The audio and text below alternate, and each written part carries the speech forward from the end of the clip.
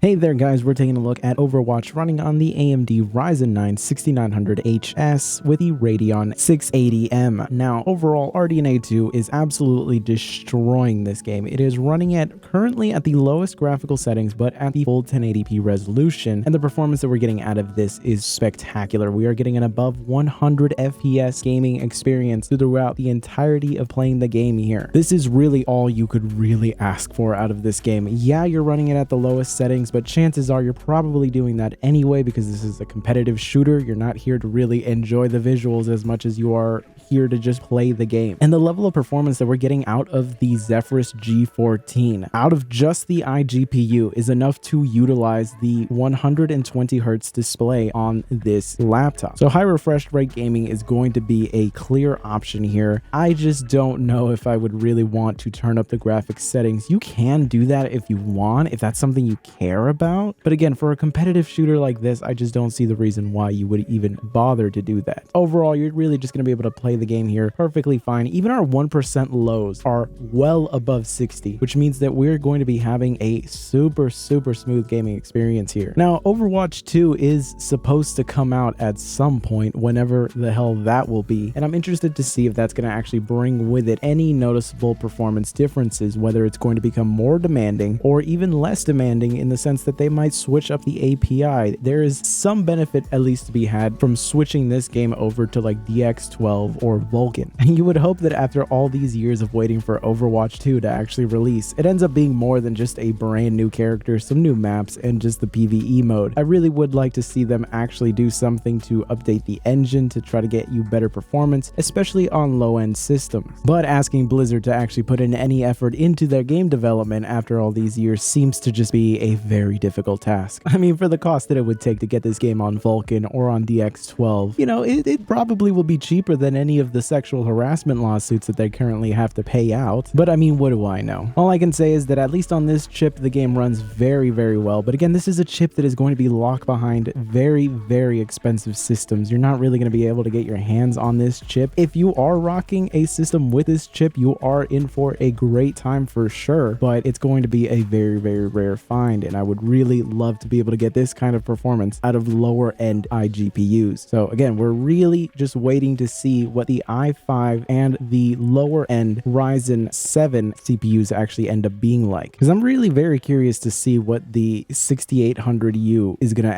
end up actually being like. Because if we're getting the exact same performance as this, a 6800U laptop would honestly end up being kind of a beast, at least for esports titles like this. Overwatch, CSGO, Valorant, all those types of games run so beautifully on this chip that it's actually just insane. It's almost sad to see that the market is actually starting to recover for GPUs just because iGPUs are about to get really interesting. But I think for the most part, most people are just going to be better off getting an actual dedicated graphics chip instead of just using this iGPU, because even the best iGPU out there is not going to really be able to compete directly with high-end GPUs. I mean, really, the main competitor to this GPU is almost like the GTX 1050, which, yes, that is a chip from almost 6 years ago now, but that also happens to be around the time that GPUs just kind of ended up stagnating for the better part of the remainder of the decade. That still kind of just progresses up until now. But overall, RDNA 2 is just proving to be an absolute monster, and it handles these games beautifully. I really just wish that this was more readily available for people, because I think that a lot of people would be very happy to have just a system that has this chip in it. And all I can really hope for is that this eventually actually does trickle down onto the budget market, and you guys can actually start to enjoy using these types of iGPUs, because there's a lot of performance just being left on the table there. But anyways, I hope you found this video useful. If you did, be sure to subscribe, and I will see you guys in the next one.